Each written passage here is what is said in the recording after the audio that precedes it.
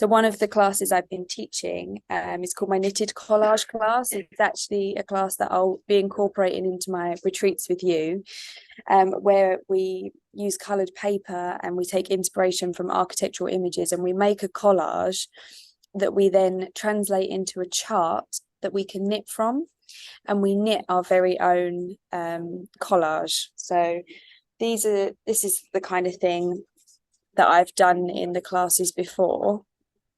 So we'll cut out different shapes and elements that we've borrowed from the architectural images. We'll layer them up into a composition, and then we'll produce a chart to knit from. And this is the kind of result. And so everywhere I've gone, I've made a new collage with the group that I've been working with when they've made their collages. And then I'm going to finish knitting them all up and put them together into a blanket, I think. For that session, I used Rowan's felted tweed, because it was what I used in my book Abstract that kind of inspired this class.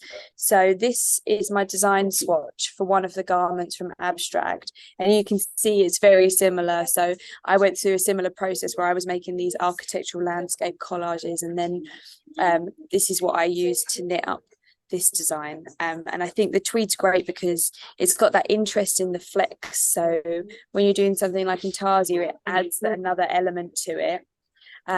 It's got a great range of colours as well, really great colour palette. So it's a good yarn to be using. And for intarsia, it's a good yarn because it's a wool. Intarsia can often be trickier if you're using cotton yarns and that kind of thing because of the tension. So it's a really nice, good yarn for intarsia if you've not tried it before. But it also takes the kind of texture well. So if I hold this one up, you can see I've got texture within the intarsia. So I've got the two different contrasting stitch patterns here to add depth to the kind of the piece and that idea of light and shadow that you can get from the architecture. So yeah, so it's a really fun class because it enables people to get creative. But in an unscary way. Collage is really good for that. So, drawing or painting seems a bit like too difficult or a bit daunting. Collage is really good because we can all cut paper and stick shapes down, and it's really fun and free and engaging.